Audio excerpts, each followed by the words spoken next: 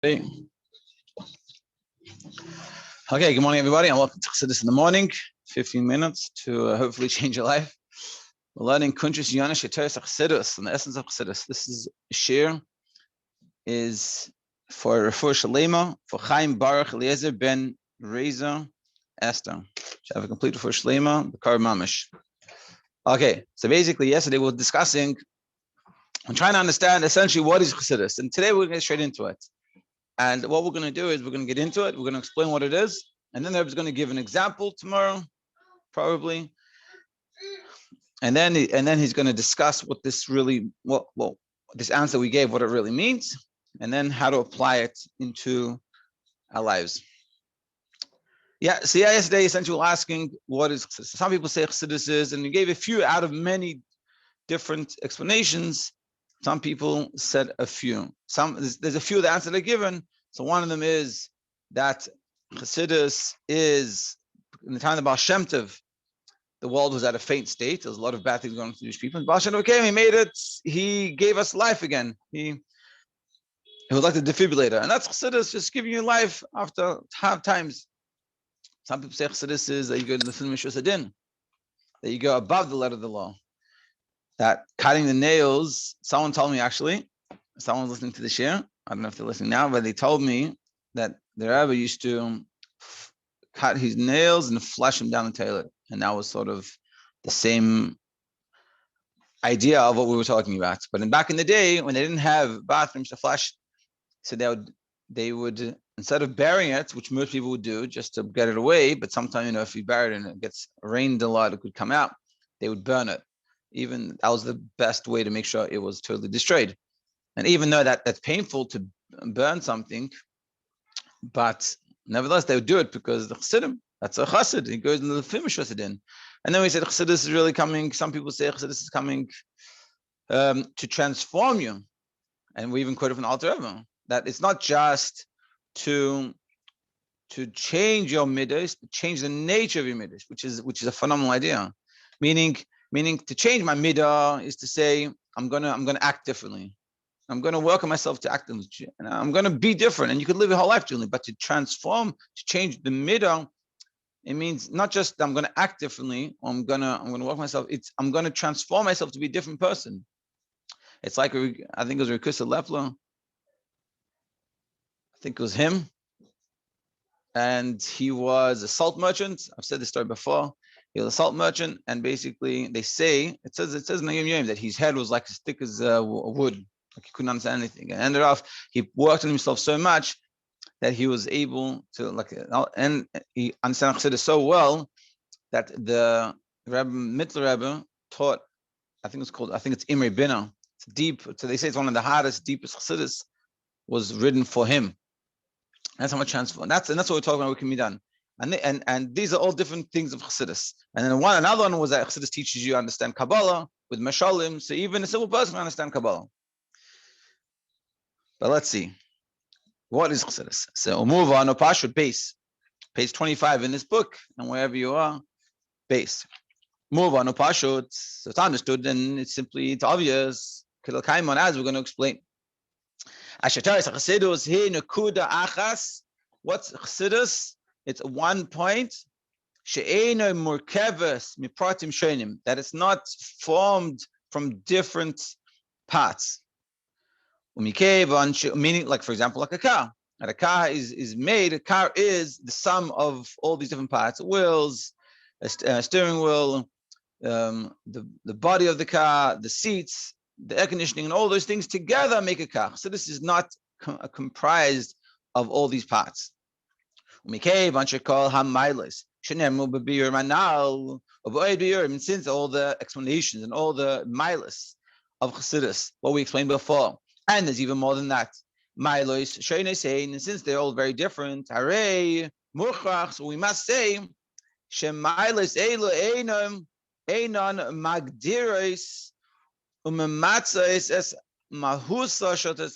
have to say that these things that we said before, they aren't really describing the essence of what Chassidus is. They're not really defining what Chassidus essentially is. Chassidus here. So what is Chassidus? What is Chassidus? It's Nakuda Atzmis. Hamufshetes Minyanim Pratim. It's a singular point that is separated from different specific ideas. And you'll understand. Ella, but mitzad Nakudasa Ha'atzmis, but because of this essential point, Nimtzais mistafais mimena mailis hanal. And from that point, brings out these different miles that we talked about, and all the miles we talk about Chassidus. But that's not what Chassidus is. That's an outcome of what Chassidus is. So Hanakuda Ha'atzmi Shel Chassidus here, and what's the main thing of Chassidus? What's the point? What's the essence of Chassidus is? Kimedubar le'el b'maimer, like it says earlier in the maimer. Which really it's also in the Rabbi Rashab. Hamshachas chadash mipnimius haKesser. What is Chassidus? It's the drawing down of a new light from the level of the inner aspect of kesser. Now in kesser, we've talked about this before in the shir, that in simple terms, kesser is literally means crown or ratzain, but it's a level that it's above the 10 spheres. It's higher, and kesser is sort of that place that causes there to be the beginning of creation of a world. Not that there is a creation of the world, but it's the beginning process of starting to have a creation of the world. That's what kesser is. And in kesser, there's two levels. There's one level of kesser as it is the beginning to creation of the world, and there's a level of kesser as it is not even shaykh to the creation of the world. And kesser is that point where suddenly you start to say, so to speak, God starts to say, hey, let me think about something else, so to speak. And what's Chassidus? Chassidus is the drawing down of this new light that's coming from the inner. The inner of the kesser is the part of kesser as it is not connected to the world. That we're drawing something that it's, so to speak, not shaykh to the world, that it doesn't have a relationship with the world at all, not even a source for the beginning of creation. That light is what's coming down into the world. That's what Chassidus is. And really, even on a high level, hamshachas b'chinas pnimius atik mamish, the inner aspect of atik, b'chinas ein sof, which is really the level of ein sof, shenimtza b'radla, that is found in bereish leis yada, on the deepest of levels. Radla is bereish leis yada, the level of the beginning, not even unknown. And this is what Chassidus is. Chassidus is godliness in a level that we don't even understand, brought down to this world. V'inyan zeh atzma, in this idea, that's explained in the Maimer, machriach, so this causes, asher kol hamaylos, Chassidus hamavoy ares, b'mekayim shonim heimerak, histafus min kudasa atzmis. And every explanation that we give of what is accomplished by Chassidus is coming from that point, from the Ein Sof or Radlav, Reish Leish Yada, level that you don't even understand. That's the godliness is coming from that level, bringing it down into this world. That's what Chassidus is, and then everything else that we have is the outcome of that. Since Chassidus is the drawing down of a level of godliness that's from this level of Ein Sof, of the infinite. Therefore, it's understood that Ein Sof is the essence of Chassidus. And everything else, everything else is coming from that point. Chassidus is Ein Sof, and everything else that comes out. And because Chassidus is Ein Sof, so therefore, the Baal Shem Tov can come and to give chayas to the world when it's a state of faint. Because Chassidus is Asmos, therefore, a chas will go in the film Meshus and he'll burn his nails. And that's what we're saying. What is Chassidus? Chassidus is Ein Sof, Radla. And because that's what Chassidus is, so then everything else comes from it. And because of that, we can transform ourselves and really change our nature. And so that's essentially the answer. So now we're going to give the answer. We have to explain all what this means. Gimel, page 29 in this book, up to Gimel. This is what we explain in regards to Chassidus. This also applies itself in Torah itself. The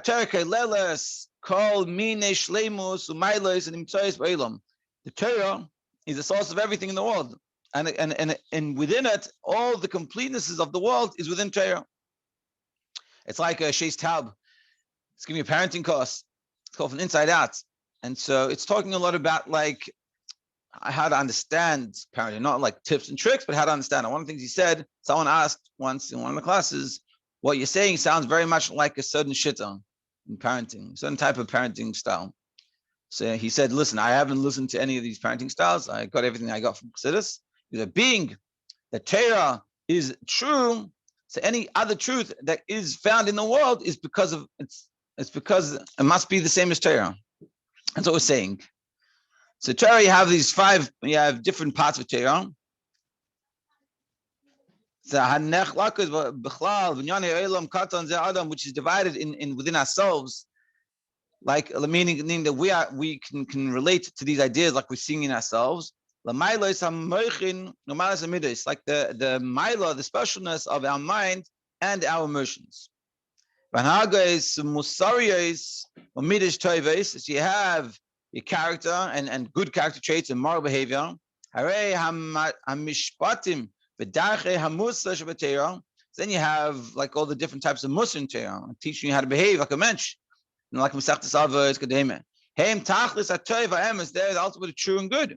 V'chol Shittais HaMusar Shebadu Bnei Adam Milibam, and every good idea, like example, this parenting idea, not Sheis Tal, but the other one, or anything that we have figured out by ourselves that I have good, that have truth to it. So they all have some good and bad, falsehood and truth. And all the good that they have is coming from Torah. So if science comes and tells you something that's true, that it has to be 100% true, it must be, that's how it is in Torah. Okay, do a sipur, make a good admir. His vakuchu kama nashim behiviu deis. So there was a discussion. It was the Frierdiker Rebbe was on a trip, and he heard this discussion going on. People were having, I think they were more newer, like not so religious, and they were discussing different shittas and like how to run a government. Yeah, in regards to Torah, the different ways to run a country. And which one agrees to Torah? Everyone gave a source in Torah for their opinion of how they think the government should be run. And look, I have a proof from Torah.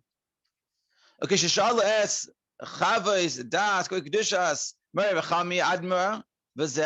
when I asked the Frierdiker Rebbe, what does he say about all these opinions? He said, HaTorah, being the Torah is ultimate of truth, and the good. So all the good aspects of everyone's opinion is in Torah. Because everyone brought an opinion according to Torah. So which one's right? He said, you all have an aspect that's right. Because there's an aspect of what you're saying is coming from Torah, and that part is 100% true. But in regards to wisdoms, Torah is the ultimate wisdom. Like it says, it is the wisdom and understanding in the eyes of the nation. The Torah is the ultimate of wisdom. This is all a bracket. So just to where we're going, so we were saying that Torah has in it with all the completenesses. Everything that's good and complete is all coming from Torah. So everything that comes into the world, even the higher worlds, everything is dependent on the Torah. Even in the upper worlds, any little piece of Torah, that's what, because like it says, Hashem looked into the world and looked into the Torah and created the world. The Torah is the source of everything. What's the time? Yeah, we'll do 1 more minute. This, that the Torah has all these aspects, that it's true, on like the example, that story of all these different opinions. Because the Torah is true, the Torah has an aspect within all of them, but you wouldn't say that is Torah.